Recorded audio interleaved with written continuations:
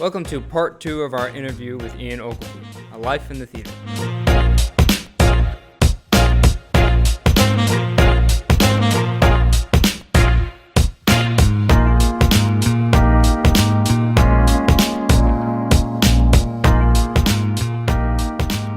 Okay, so yeah, we're going to talk about your kind of your theater life now. We're going to get into your theater life. So after RADA, you almost immediately start working in repertory theater, right?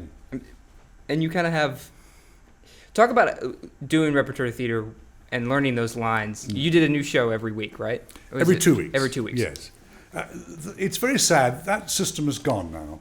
But when I was a young actor, every decent-sized town in England had its theatre and its repertory company. And in the old days, they used to do weekly rep, which is a new play every 2 weeks. By the time I got to it, it was 2 weekly rep, which is doable. I mean, weekly rep, you can hardly learn the lines. But 2 weekly rep, it is just about possible to do. And of course, what you're doing is you're rehearsing from 9 o'clock in the morning till 5 o'clock in the afternoon. You're running out and having a quick bite to eat in a cafe, and then you're doing the show that you rehearsed the previous 2 weeks. So it's a long day, and it takes a lot out of you. But it's a wonderful training for a young actor. You would rehearse all day and then do the shows at night. Do the show that you had that had opened. Doing, right. Yes. So you're rehearsing the new show, the next show. Right. Yeah. So you got 2 shows going on at once. In your mind. In your mind you have, yes. Yeah. You're trying to remember the lines that you're rehearsing, and you're trying to remember the lines at night. Did a line from the show you were rehearsing ever come out then? That's a very strange thing, and you should know as an actor that never happens. It's weird, but there's a separation and a division. It doesn't actually happen, no. I mean, things always went wrong, of course, because there was so little time to do it, but it was wonderful training. It was also a very easy creator of very bad habits. You know, you could learn that there were certain things you could do that would get an easy laugh, or certain poses you do. So sometimes, a long time in repertory theatre, you could come away with some bad habits. But on the whole, it was the best training in the world. All that's now gone, unfortunately. Those theatres are not closed, but they're now touring theatres. The repertory companies have gone. They've gone for a long time ago. But it was a wonderful training, and... I loved it. I thought I had a wonderful time. But, so I want to get your opinion on this, because we were kind of discussing this before the show. Some believe in endless education of acting, but some believe the best education is just go out, maybe do a 2-year program, go out and do it. What are your thoughts on that? I think the second one is correct. Even our instructors at RADA used to say you'll learn more in your first week of employment in a play or a movie or something. You'll probably learn more in that first week than you learned in the 2 years you spent at the academy. They said that to us at RADA. Right. I would argue you could say that to any drama student, but that doesn't negate the value of what you learn at the drama school, because what you learn, I think, at the drama school gives you a kind of rock, a foundation, vocal foundation, physical foundation. And also, you have had an enormous amount of practice of doing lots of different roles, of different parts, some suitable to you. It's the most wonderful training. But it is true that once you enter the profession, all of a sudden somebody's paying you money to do this. You know, incentivizes it a little bit. So much incentive to get I think the responsibility, all of a sudden you start learning really, really fast. It's not that you learn anything different, it's just that the experience gives you a more profound understanding of what it is you've done for the last 2 or 3 years. It's like life experience. Yeah, you learn exactly.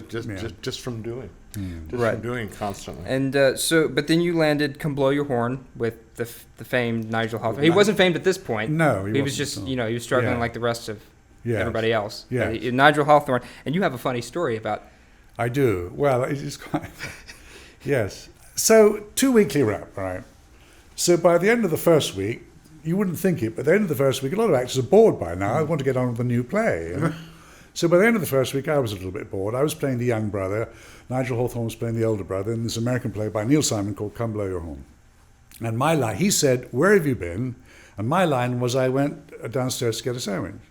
So that day, I thought, I know, I'll make him laugh. So he said, "Where have you been?" And I said, "I went downstairs to get a peanut butter sandwich." And instead of going and just smiling and laughing and carrying on, Nigel Hawthorne just stopped. He said, "A what?" I said, "A peanut butter sandwich." He said, "A peanut butter sandwich." So this peanut butter sandwich, was it smooth or crunchy? And I went, it was smooth. Could we move on? He went, "No." No. No, I want to know more about this peanut butter sandwich. So you always used to like it smooth. Now you like it crunchy. Does Mom know? I went, no. He said, so okay. So where did you go for this peanut butter sandwich? I said, Jack's Place. He went, don't lie to me, kid. Jack's Place has been closed for the last 2 years. Oh my goodness. Oh no. At which point, somewhere along the line, he let me off the hook. He let me off. And afterwards, he said, you won't do that again, will you? And it was a very, very good lesson. It sounds mean, and it wasn't mean at all. No, not at all. It was just teaching a young actor to don't teaching screw moment. about, because I'm better at it than you are. You know? I've done this a day or two longer. Yeah. It was a very good lesson, but it was pretty funny at the So time. that was an American comedy. Yes. Right? Okay. What do you think is the main difference? You hear actors all the time going, "Oh, well, they can't pull that off because they're not British. That's British comedy." What do you feel the difference is? I find this a very good question, and I want to talk briefly also about Alan Ayckbourn. We do a lot of Alan please. Ayckbourn at the Academy, and we do a lot of Neil Simon at the Academy, and the two are the two great comedy masters of the 20th century. Of writing, and prolific beyond belief. They both wrote tons and tons of plays. I've directed both Neil Simon at the Academy, and I've also directed Ayckbourn. And weirdly, and I'm talking about American actors, Ayckbourn is easier. And the reason is this, is Neil Simon's comedy relies almost entirely on one-liner gags, one-liner jokes. In that play, for instance, Come Blow Your Horn, I come in with a very snazzy jacket, and my brother says, I like the lining, what's the jacket like? You know, lines like that, Neil Simon was a master at. Set up, knock them down. Set up, knock them down, set up, knock them down. It looks very easy to do. Actually, it's very hard to do that stuff and make it real. Very, very difficult indeed. Ayckbourn hardly ever writes any of those. Ayckbourn writes situations which you laugh at, and he doesn't write jokes. They're both wonderfully funny writers, but there's a completely different style. And to do the Neil Simon stuff, I think takes a little bit of experience. And to do Ayckbourn requires less. So I think on the whole, Americans find Ayckbourn, they find them both wonderful and fun to do. And I think English actors can do Neil Simon, and I think American actors can do Alan Ayckbourn. I don't think it makes a difference. You don't feel that difference at all? No. Well, nice to know. Yeah. So going off that, with Neil Simon, you have to have that comic timing. You have to understand the rhythm of it. Do you think that's something people can learn, or do you think it's something they're born with? Obviously, the greats are born with something. Yeah. I think most of us learn it from experience and listening to other people doing it, you know. If you're doing a Neil Simon play with someone like Nigel Hawthorne, you learn how to do it fairly fast, you know what I mean? And other people like that. Yeah. I mean, I'm not saying I was a great expert at it, but I think by the time I got to it, I'd done by the time I got to that play, I'd been in repertory theatre for probably about a year, and in that year, I'd done a play every 2 weeks. Let you work it out. That's like 25 plays. Yeah. By then, I was exhausted, but I also was beginning to know a little bit about how these things worked, you know? Well, because you were living and breathing it. It's living and breathing it, yeah. Again, we say this like the third time we said it. Acting it's a lifestyle. Yeah. It's not something that you just do. You do it with everything you have. Yeah. And you learn all through your life, you learn. You really do. You learn all through your life. I've only just learned how to do film acting. I'm a very old man, and I've only recently learned how to do it. There you go. I'm quite serious, yeah. Yeah. Well, do tell. What? Well, it is to do nothing. I mean, my great mistake all the way through my television and film acting was I would act. It's a terrible idea. You must never do it. Never do that on film or television. Well, that's what Jack Nicholson says. The hardest thing to learn is to be still. Yes, be still and don't make faces. Yeah. Let the audience make the faces for you. You know. You kidding me? Yeah. Yeah, I'm starting a class. But starting a class. Joe Yeah. Garcia's face making class. Yeah. Okay. Get Well, really good at it. you're gonna have a total of no students. So, but before we move on to film, your first West End production, you landed with another famous actor, Trevor Howard, who got a little cheeky one night. Trevor, I don't know if everybody remembers Trevor Howard anymore. I but do. He was he was a great English star, and good heavens, he played Captain Bligh opposite the Fletcher Christian of Mel Gibson. You know, he was a big movie star, and hadn't done a play for a very long time. He also had the reputation of being a massive drunk. No intelligent film director would work with Trevor Howard after lunch. There was no point, because he would be drunk. But we did a play called The Waltz of the Toreadors by Jean Ennui, and Trevor was magic. He was wonderful in the role, playing an old general. I played his secretary. And he was lovely, and he'd learned his lines, and he behaved himself immaculately, and we had a big hit on our hands. It was a lovely, beautiful theatre, the Theatre Royal in the Haymarket. And one night, the management came round, and they said, "We think Trevor might have had a drink or two. We think." We said, "Why would you think that?" They said, "Well, he's trying to put his right foot into his left shoe, and his jacket pocket is full of ginger ale bottles, Schweppes ginger ale bottles, but actually it's whiskey. So we think he might have had a drink or two." So naturally, on this particular night, all the cast were in the wings looking at the stage for the curtain up, which the curtain up was Trevor Howard sitting alone behind a huge desk in his study. And there he was on the stage, looking perfectly fine to us. And the curtain rose, and the lights came up, and Trevor Howard looked out at the audience. He went, "Fuck off!"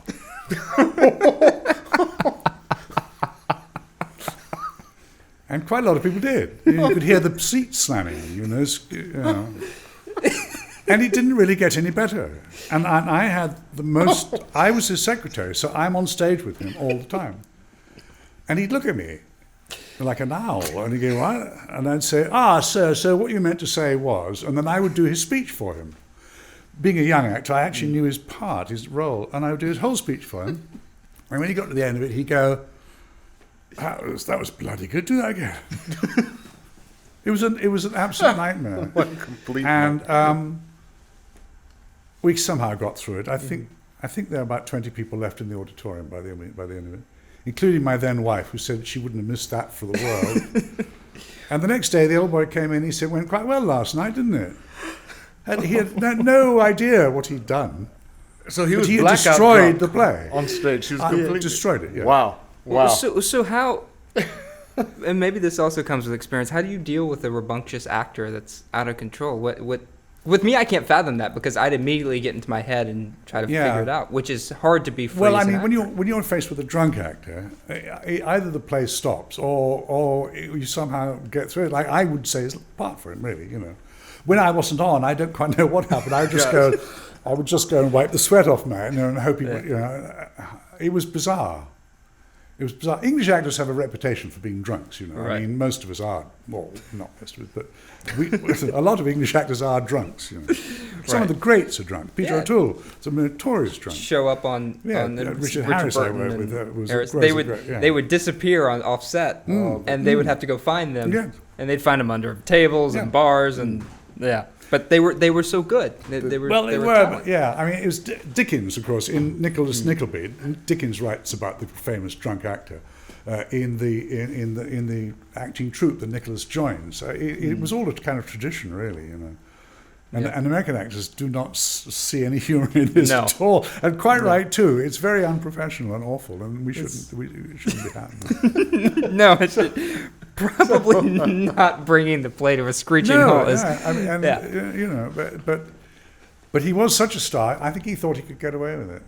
Oddly, there was one scene he had with the great Coral Brown, the Australian actress, who's a very frightening woman, but wonderful actress.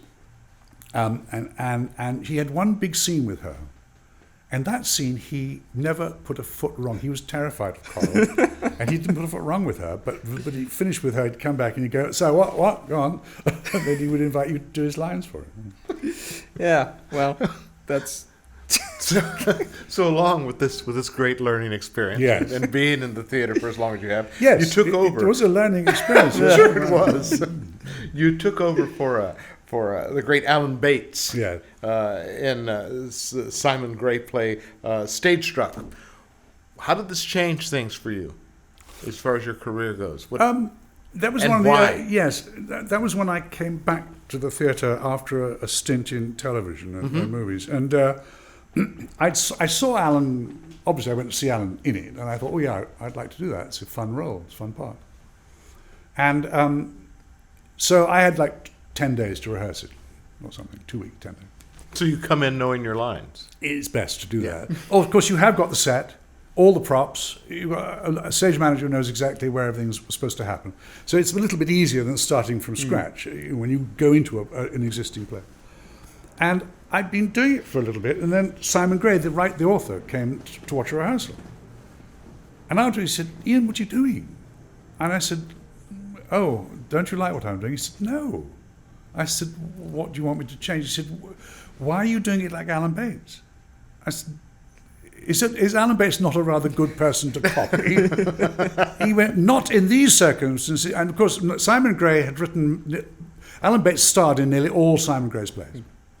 Alan Bates was Simon Gray's go-to guy. And he explained to me, he said, "I didn't want Alan." He said, "This play I wrote," he said, "it was the first time, I didn't particularly want Alan to do it. I didn't think Alan was right for it. But I gave it to him because he's my oldest friend." And I went, "Yeah, sure, I'll do it." And of course, you don't say no to Alan Bates, you know. He said, "But I don't think he's not doing it the way I wrote it." I said, "It's awfully good. And it gets a lot of laughs." And he went, "Oh, all right." And of course, I did it the way Alan Bates did it. I didn't obey my author. Because I just thought Alan was terribly funny in it, and I thought, why not do it like that? Also, it was a very showy way of doing it, and that was one of the ways where I suddenly thought to myself, I've got to pull something out of the hat here. So I was as camp and as large and as ridiculous as Alan was, and that I think worked. I think it worked. Anyway. Right. And so you... Oh, sorry. No, go ahead, please. You sure? No, absolutely. I don't wanna, by all means. Okay. Hey, he's waiting. But you then befriended Simon Gray from there, right? And then you worked with the great Harold Pinter. Yes. As a director. Yeah, as a director. And there were no jokes with him. Well, there weren't at the beginning because he'd just given up smoking and he was very tense. Harold was. A lot of people don't know about Harold Pinter. They just think he was a playwright. Harold Pinter started as an actor, quite a good one too, and then did a lot of directing and of course was most famous as being a playwright. But he directed a lot of Simon Gray's plays. And in fact, this was the only play I ever did. It's called The Common Pursuit. It's the only part that I created. I've always done revivals of other people's plays, but I've never created a part. This is the only one I've ever done. And Harold Pinter directed it. And he'd just given up smoking, so it was a bit tense. And finally, a member of our company called Simon Williams, who's a great friend of mine, Simon, after about 2 weeks rehearsal, he said, "Look, I'm sorry, Harold." He said, "It's like working in Chartres Cathedral here." He said, "It's so gloomy and it's so serious. Can't we have a few jokes?" And Harold went, "Oh, I'm terribly sorry. Yes, of course. Okay, maybe it is a bit gloomy. Let's all have more fun, shall we?" So that was nice, wasn't it? Yeah. He's a very good director, Harold, by the way. He was a wonderful director. Yeah. I had no idea. I mean, I love his plays. I had no idea he was a... And he's a wonderful actor, too. As a young man, yeah. Do you want to go now? No, where are we going with this? He gets a little grumpy sometimes. Not grumpy. It's going. There you go. I just want to tell you this real quick because I don't know if you know this, but I also did Three Sisters at the Academy, and I know you were in it in the West End, right? Excuse me, right? Yeah. But the version we use at the Academy has your name in it. Yes. Oh, yes. I was going through this. Ian Ogilvy. He works well, in, I right? suppose when I just said I created a role, of course I didn't create the role of Vershinin, but I was the first person to do Michael Frayn's translation. And I don't know if you agree with me, but I think it's a wonderful translation. It was. You know, I mean, because it used to be the thing when you were doing Chekhov was if you didn't like your line, you go off and look at somebody else's translation and see, may I use that instead? And on our first rehearsal, the great Michael Frayn, who's a wonderful playwright in his own right, came in and he said, "Look, I'd be very grateful if nobody did that. I really would love it for you to say my lines for two reasons. First of all, I'm a fluent Russian speaker, so I know the language." He said, "Secondly, I'm also, as you may know, I'm a playwright." He said, "Quite often translators are just translators, and most of them are not playwrights." He said, "I've tried to bring this play to life by using vernacular and not to try and change the Russian element too much, but at the same time, I've written it as a play." He said, "I think I spent more time doing it than Chekhov did writing it originally." So he said, "I'd be very grateful if you'd actually say my lines and nobody else's." So we did. So I did, in a way, create a role, I suppose. But it was a new translation. Did you play Vershinin? I played Khaligan. Right. It was a little bit of a stretch for me. They wanted to give me Yes. something outside of my. It's always good to do stretching. I've never played a cuckold. Yeah. Yeah, This is yeah. my first time. Hope it was my last. Oh, Well, you the know? great Celia Johnson, who worked with Trevor Howard in the movie A Brief Encounter. Great Celia Johnson was one of the most wonderful actresses of her day, and as a very young actress, she came out of RADA, and in those days, RADA was pretty much a finishing school, in the sense that in a class of 20, there were 18 girls and 2 men. That was the ratio at that time in the 1920s. And so girls played all sorts of parts. Yeah, Right, those are good odds. I'm just saying. Yeah, it was nice for the guys. And Celia Johnson had an interview with the casting director, and the casting director said, "Miss Johnson, is there any sort of area where you don't feel very confident?" She said, "Well, I don't think I'm very good at old men," as though she would ever be asked to play an old man. But she had been playing old men at the Academy, of course, you know. Right. Yeah, It's such a stretch, though. yeah. Yeah, you also did. One of the things I find funny in the book is when you talk about your charity events, because they're just star-studded. And so you worked with like Peter O'Toole and it was just a raunchous time, right? Yes. I didn't really work with those people, you know. I mean, I appeared on the same stage with them. These enormous charity things were sometimes put on to raise a lot of money, and they were called things like Night of 100 Stars and things like that. And the most fun one we ever did was a production of Cinderella, like a full-on English panto Christmas show, Cinderella, with songs and dances and fabulous costumes and all the rest of it. And it had an all-star cast. I was Dandini, the Prince Charming's best friend. The woman from Absolutely Fabulous, Joanna Lumley, played Prince Charming. Love her. Yeah. And Peter O'Toole played a herald. All Peter O'Toole had to do was come on, and somebody would say, "Is the king coming?" And he would say, "Yes, my lord." That's all he had to do. That was the idea. You get big stars just doing one line. Of course, Peter O'Toole, being Peter O'Toole, comes on. "Is the king coming?" "No, he's nowhere to be seen." So we all had to deal with that too. Who knows where he is? Yeah. These seemed like they were a fun time, but one actually did lead to Noel Coward's life partner, Graham Payne, Yes. seeing you and deciding that he was going to put you in a Noel Coward Yes. play. Yes. Yes, we did an evening of Noel Coward's songs and dances, and for charity, quite a short piece called Noel and Gertie, about Noel Coward's relationship with Gertrude Lawrence, who was one of his main leading ladies. And as you said, Graham Payne, who was Noel Coward's lifelong partner, came to see it. And he thought that Mariah Aitken and I were good at it. So he said, "I think you two should do Design for Living," which is one of Noel Coward's more difficult plays, really. And he kind of held it for us. He didn't produce it, but he held it for us and suggested it. And eventually we did a really, really glittery production of it in London, yes. It's a weird play. I don't know if anybody knows Design for Living. It's not done very often now. It's more fun to do than it is to watch, I think, frankly. You know. But it was good. It was a good time, yeah. Do you want to take one? Or you just want me to just? I would just watch it. You're doing such a bang up job here. Yeah. Yeah. Okay, I'm I'll ready to take move it, to Joe, film I'll and take TV. I'm ready to move from film. I know and you TV. are, but theater is where the actor's heart is. Well, of course it is. But damn But it. then you also toured in the Middle and Far East with one of my favorite shows, and I've done Paul before. Is Barefoot. Have Park. you? I have. I love. So that you book. and I have we've shared several roles here, We haven't have, we? yeah. Yeah. It is a good part, Paul, isn't it? Yeah. Because when I think of you, I think of Ian. Well, that's a great compliment.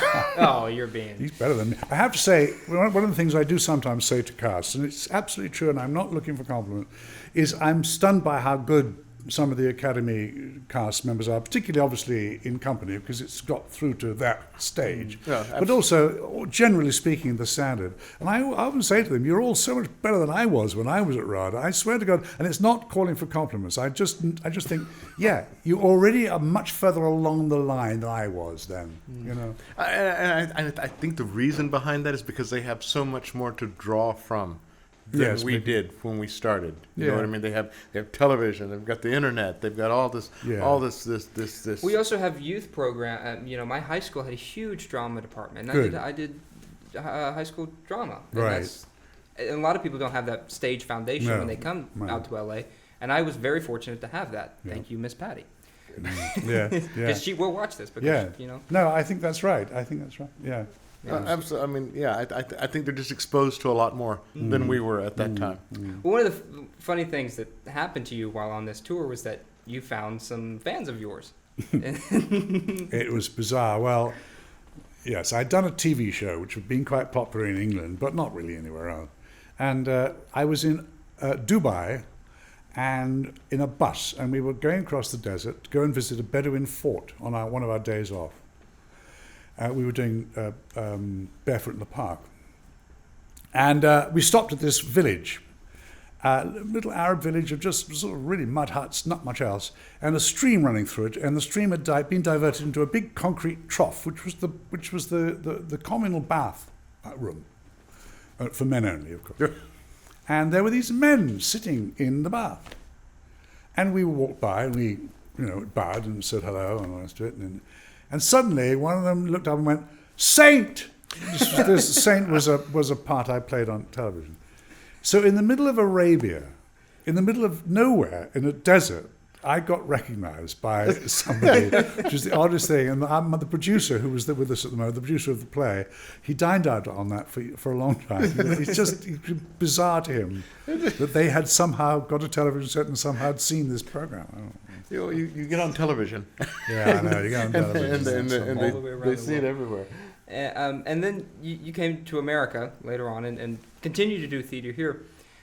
One of the sad things, though, that kind of happened is you had a little bit of a nervous breakdown, and you had to walk away from the stage. Yes. Right? I did. This happened in England. And I had been suffering from a progressive kind of stage fright for a number of years. It started when I did My Fair Lady, playing Henry Higgins up at San Jose, the musical theatre of San Jose, which is a 2,000-seat auditorium. It's enormous. They put on the most lavish and incredible productions. We used the original touring set of My Fair Lady. Henry Higgins is a massive part. All his songs are just lists of adjectives, so it's a nightmarishly difficult thing to learn. And I did start having some stage fright. I mean, I did it, and I got through it. And each time I did a play after that, I would always feel slightly sick, as though I'd got some kind of low-grade flu. I sometimes felt as I was going to faint on the stage as well. And of course, this was a form of stage fright. And the last thing I did in the theatre was in England. It was a three-hander called Dangerous Obsession by a writer called N.J. Crisp. Rather good play. And I was getting rather odd, apparently. The cast told me afterwards that I was getting more and more weird as the tour. It was a tour. I'm going all over England with it. And one night, I was sitting in my dressing room, and this is after about 7 weeks of playing this play. And I suddenly thought, what's my first line? It didn't come. I couldn't think what my first line was. So I thought, this is silly. It's just because I've said it so often. It's an odd thing about the theatres, that when you're in a very long run, sometimes this can happen. It's just familiarity, over-familiarity. So I thought, it's no problem. I'll just go to the stage. I didn't have a script in my dressing room. I go to the stage manager's corner and look at her prompt script. So I did, and I opened the play, and I looked at the first page, and a completely strange play looked up at me, one I had never read before. Oh. And I thought, okay, there's something horribly wrong going. There's something seriously wrong. I thought, I know what, it'll be okay. Doctor Theatre will take over. It always does. You feel awful sometimes, you feel the flu, you feel dreadful, but you get on that stage and it all goes away. We've all experienced it. I thought it'll be fine, but it wasn't. I knock on the door, the lady opens the door, she looks at me, and I open my mouth and absolutely nothing comes out. And embarrassingly, I start sobbing. How horrifying. Yes, and I stagger away. Actor, yeah. What? That's the nightmare of every actor. Yes, it is. And and the two lovely ambulance people came, and I'm sitting there, and they went, "Oh, it's a saint." Yeah, thanks a bunch, guys. Anyway, they took me off to a very nice doctor who was still working at 11 o'clock at night. And he said, you obviously have had a little breakdown. You've had a little crisis, I said, I think it's a big one. He said, no, a big one, you'd be crawling up the wall. He said, it's a small one. He said, but you might like to think of not actually doing this for a bit. I said, are you telling me I don't have to go on stage again? He said, no, if you don't want to, no, I'll give you a note. So I've not actually been back on the stage since. And I'd like to. I think it's time I did. The same thing happened to the great Ian Holm, who died recently, who's Bilbo in Lord of the Rings. He was doing The Iceman Cometh, And he'd done it for a few weeks, and suddenly just turned and ran off the stage. As the newspaper man said later, the Iceman goeth. He said it was just too much. I couldn't take it anymore. But then 20 years later, he went back on stage and everything was fine. I think I would like to do it again, but I wouldn't want a great lead. I'd like a nice little cameo. And I think we've all gone through that, because I know myself, I find myself, I've been on stage before, and then just before going on, I'll ask myself, completely not an actor thought at all, but the question I'll say, what's stopping me from just not going on? Yes. What's stopping me from just hitting the road? And I don't know what that is. It's like 40 to 90 seconds right before you go on. You're so nervous, and you're like, why in the hell do I do this to myself like all the time? Like what's? Then you walk out on stage and as you say, Dr. Theater. Dr. Theater takes over. And also, I think it brings you alive. I mean, that's why actors I think we're more alive sometimes than some people. And you don't experience this on a film set?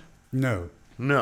Well, I mean, you're a little bit nervous. Yes, you're a bit nervous, but first of all, you can do it as many times as you want. And there's a stopping point for each there's scene. There's not a sea of faces out there that you can immediately disappoint. You might disappoint your director, you might disappoint the lighting cameraman, you might disappoint your fellow actor a bit. But I mean, they'll just do it again. Yeah. Exactly. And when we talked about it earlier if you're a lead, especially if you're in something like Barefoot in the Park where there's only 4 people, you got to essentially help carry the show. Yes. And if you're falling down one night, then the show's going to fall down just out of the nature of the show. Yeah. I want to see you on the stage again soon. I'd love to see that, because you would stand in sometimes on Importance of Being Earnest, and Mason and I would text, just go, he's just so good. Like he's just reading. It's like dripping. Well, I'd done it before, remember? Right. I knew the play pretty well. I do know the play terribly, terribly well. I mean, I don't know why. It's one of those plays you just know. I mean, I could quote great chunks of it. Mm-hmm.